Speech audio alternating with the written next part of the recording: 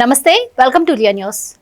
ఈ నెల 18 నుంచి అసెంబ్లీలో వర్షాకాల సమావేశాలు జరగబోతున్న నేపథ్యంలో మళ్ళీ ప్రజల్లో ఉత్కంఠ నెలకొంది. జగన్మోహన్ రెడ్డి గారు అసెంబ్లీకి వెళతారా లేదా అని.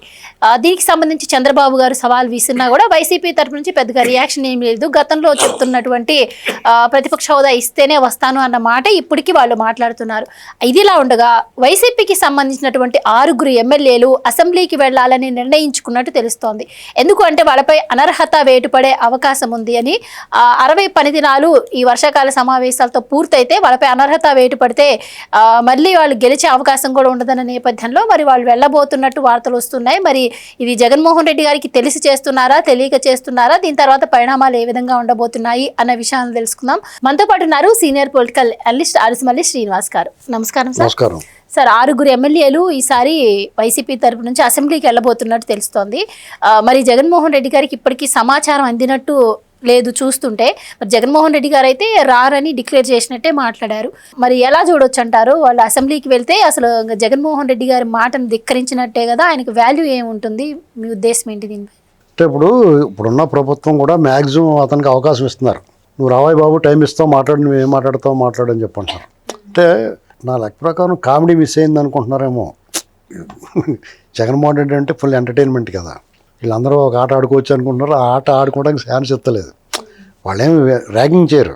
అతను వాళ్ళని చూస్తేనే నీరు గారిపోతాడు జగన్మోహన్ రెడ్డి. ఎందుకంటే అయ్యన్ పాత్రుడి గారిని వేధించాడు, రఘురామకృష్ణరాజు గారిని కొట్టించాడు, చంపేస్తానికి చూశాడు, చంద్రబాబు నాయుడు గారిని నోటుకు వచ్చినట్టు మాట్లాడాడు, జైల్లో పెట్టించాడు, లోకేష్ గారిని అడుగడుగునా పాదయాత్ర ఇబ్బంది పెట్టాడు, పవన్ కళ్యాణ్ గారిని తను స్వయంగా దూషించాడు, తన కార్యకర్తలు మా నాయకుల చేత మాట్లాడించాడు, ఆయనకు వ్యతిరేకంగా చెడుగా ఆయన్ని కూడా అటాక్ చేయడానికి ప్రయత్నం చేశాడు.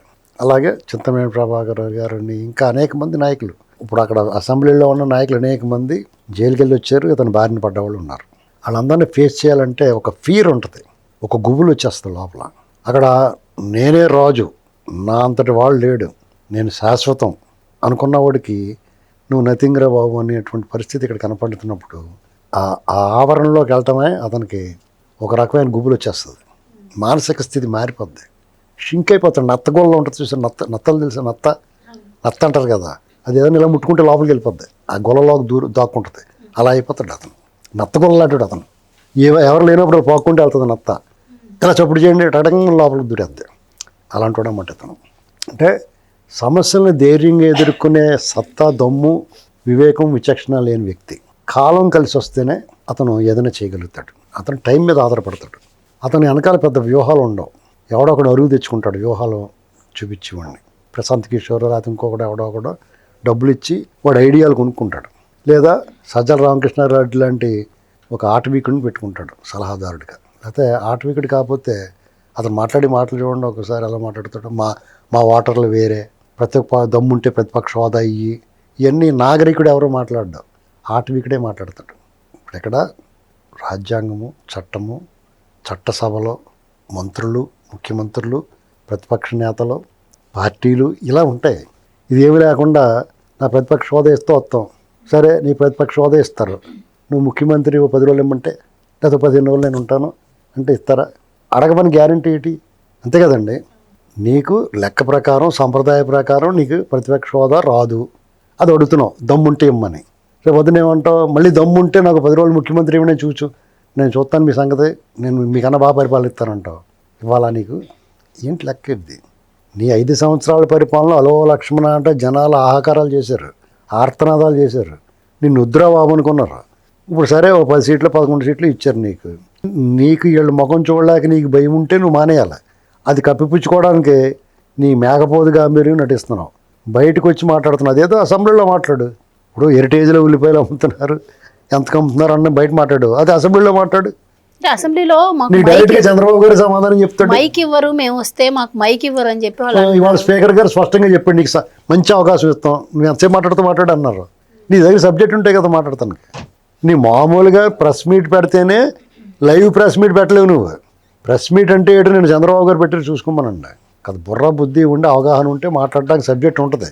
నువ్వు నిజాలు మాట్లాడాలంటే సబ్జెక్ట్ ఉంటుంది, అబద్ధాలు మాట్లాడాలని నువ్వు చేసిన తప్పులు కప్పించుకోవాలంటే సబ్జెక్ట్ ఉండదు.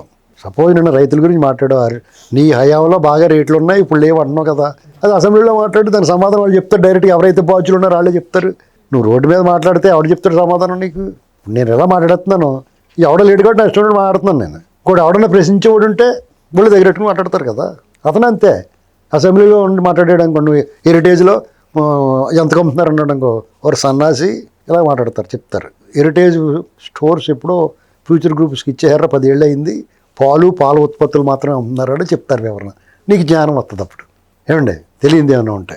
అదే ఋషికొండ కాటేజ్ విషయం వచ్చిందనుకో, ఈ ప్రపంచమే అద్భుతంలా కట్టాను అన్నాక ఎవరి కోసం కట్టారా, ఎందుకు కట్టారా అని అడుగుతారు. అది మీ బాబు సొమ్ముతో కట్టావా, ప్రజల సొమ్ముతో కట్టావా? ప్రజల సొమ్ముతో కడితే దేనికి కట్టావు, ఎవరి కోసం కట్టావు? రాష్ట్రపతి కోసం కట్టాను అంటాడు. రాష్ట్రపతి నేను కట్టమన్నాడా అని అడుగుతారు. అప్పుడు అంచేత నువ్వు డబ్బు కట్టేసి మూసు కూర్చారా పోల్చొక్కా అని చెప్తారు. అర్థమైందా? ఇలాంటివన్నీ ఎదుర్కోలేక వంకెట్టి వాళ్ళు అలాగే ఎవరు ప్రతిపక్ష హోదా అని చెప్పేసి ఇలా వంకెడుతున్నాడు. ఎందుకు రేడుతున్నావు అంటే ఎగదొప్పడానికి అన్నట్టుగా, తాటికి ఎంత ఎక్కేవారు అంటే దోళ్ళగడ్డ కోసం అన్నట్టుగా చెప్తున్నాడు. మీరన్నారు ఎగ్గొట్టడానికి ఇవన్నీ వెళ్లకుండా తప్పించుకుంటున్నారు అని చెప్పి. మరి ఇప్పుడు రోజులు అంటే 60 రోజుల వరకు కన్సిడర్ చేస్తారు, కానీ ఆ తర్వాత రూల్స్ ప్రకారం వాళ్ళపై అనర్హత వేయబడుతుందని అన్నారు. అంటే ఇలానే గతంలో వెళ్ళి కొన్ని దొంగ సంతకాలు చేసి వచ్చారు. అది స్పీకర్ రూలింగ్ కిందకి రాదు అని చెప్పి స్పీకర్ గారు కూడా కన్సిడర్ చేయలేదు. మరి ఈసారి అందుకని వీళ్ళు 6 వెళ్ళాలని డిసైడ్ అయినా. ఇప్పుడు జగన్మోహన్ రెడ్డి కోటలో ఉంటేటి పేటలో ఉంటేటి అతనికి అనర్హత వేసినా అది కూడా నాకు మీద అనర్హత వేసాడు, ఇంకోసారి ఆడవచ్చు ఏడుపు మొగం వేసుకుని జనాల దగ్గరికి వెళ్ళొచ్చు అనుకుంటాడు. కానీ ఇక్కడ ఎమ్మెల్యేల పరిస్థితి అది కాదు కదా. వాళ్ళకి ఒక జీవిత సాఫల్యం, ఒక జీవితకాలం కోరిక, డిజైర్ ఉంటుంది, ఎమ్మెల్యే అవ్వాలి, అది చచ్చా అని అనుకుంటారు వాళ్ళు, అనుకుంటారు కదా. అది లేకుండా చేసి పడేసాడు. ఇప్పుడు ఆ ల్యాప్టాప్లో ఇలాంటి డబ్బులు జీతాలు తీసుకుంటున్నారు కదా, వాళ్ళకి అంతరాత్మ మనస్సాక్షి ఉంటుంది కదా. వాళ్ళ ప్రజలు ఎన్నుకున్న వాళ్ళకి ఎదురు వాళ్ళ సమస్య మాట్లాడాలని, లేదా అందరితో పాటు అసెంబ్లీలో కూర్చోవాలని డిజైర్ ఉంటుంది కదా. అదేమి లేకుండా చేస్తాడు. అందుకని వాళ్ళు ఏం చేస్తారంటే చూస్తారు, వెళ్ళిపోతారు. వాళ్ళు ఎలా అని చెప్పి కేకెత్తనగానే వెళ్ళిపోయి వచ్చేస్తారు. మరి జగన్మోహన్ రెడ్డి గారు కానీ వెళ్ళకపోతే ఆయన పైన కూడా పడే అవకాశం మరి పడితే పరిస్థితి పడితే పడినా అనుకుంటాడు. అతనికి ఏమి లెక్క ఉండదండి. ఎందుకంటే అతనికి పీనుగులు మోసినోడికి పిత్తులు బరువా అని ఇన్నిసార్లు జైలు, ఇన్ని నేరాలు చేసినోడికి ఇది పెద్ద లెక్కే ఉంది. మ్యాక్సిమం కొట్టించుకోవాలి, తిట్టించుకోవాలి, తండించుకోవాలని చూస్తారు వాళ్ళు. రోజు వాళ్ళు అందుకని నోటుకొచ్చినట్టు మాట్లాడేది కారణం ఏంటంటే ఇలా కొట్టించుకుని తన్నించుకుంటే సానుభూతి వస్తుందని ఏడు, అది తప్ప దారి లేదు వాళ్ళకి. అండ్ ఇంకోటండి, మొన్న పులివెందుల్లో జెడ్పీటీసీ ఎన్నికలు జరిగాయి, ఘోరంగా ఓడిపోయింది కదా. మరి ఈసారి అనర్హత వేయబడితే అసలు జగన్మోహన్ రెడ్డి గారు గెలవడం కష్టం, ఆ రిస్క్ తీసుకుంటారంటారు. నీకు ప్రజలు ఓటు ఎందుకు వేయాలి వాళ్ళకి? ఒకవేళ అనర్హత పడింది, పోటీ పెట్టాడు, నీకు ఎందుకు వేయాలరా? నువ్వు గెలిచినా కానీ వెళ్ళలేదు కదా అసెంబ్లీకి, ఇప్పుడు నీకు ఎందుకు వేయాలని అడగరా? కాబట్టి అది జరగదు. ఇతను కూడా దొంగసాటుకు వచ్చేదో ఒక రోజు వచ్చి గొడవ పెట్టేసుకుని పోతాడు సంతకం పెట్టేసి. అర్థమైందా మీకు? అదే జరుగుద్ది. అదిగో నన్ను అలాగ అన్నారు, నువ్వు పుట్టాడు అన్నారు నన్ను అని చెప్పేసి పోతాడు. నేను ర్యాగింగ్ చేశారు అంటాడు. ఇది వంక అదేనుకో దానికి. ఇప్పుడు వంక పట్టడానికి ఏముందని పెద్ద విచిత్రం, ఎన్నో అబద్ధాలు ఆడేరాళ్ళు. ఇది పెద్ద కష్టమే ఉంది వాళ్ళకి. ఇందులో ఈ విషయంలో అది ఆగానే తప్పించుకోవచ్చు. అండ్ మామూలుగా రైట్ రాయల్గా అసెంబ్లీకి వచ్చి అందరికీ దండాలు పెట్టుకుని కాపీ తాగొత్తా అని చెప్పి వెళ్ళిపోవచ్చు. ఎవడేమంటాడు? వాళ్ళు చేసే పనులన్నీ ఏమైనా ఉదాత్తమైన ఏమన్నా అందరూ మెచ్చుకునేలాగా ఉంటున్నాయా? రౌడీ షీట్లను కలవడానికి వెళ్తున్నాడు, అదేమన్నా మెచ్చుకునే పని అది? దానికన్నా మంచిదే కదా. అసెంబ్లీకి ఒకసారి వచ్చి అందరికీ ఇలా పెట్టి దండాలు పెట్టేసుకుని అందరికీ కాసేపు కూర్చుని కాపీ తాగొత్తాను పోతాడు. వెనకాల కోడి పిల్లలు వెళ్ళిపోయినట్టు మిగతా వాళ్ళు పోతారు, సంతకాలు పెట్టేస్తారు. కాబట్టి వాళ్ళకి మళ్ళీ లైవ్లోకి వచ్చేస్తారు. ఇంకో 60 రోజులు దాకా గొడవ ఉండదు. అదే పని చేస్తారు వాళ్ళు. Right sir, thank you so much అండి. Please subscribe to Leo news for more videos.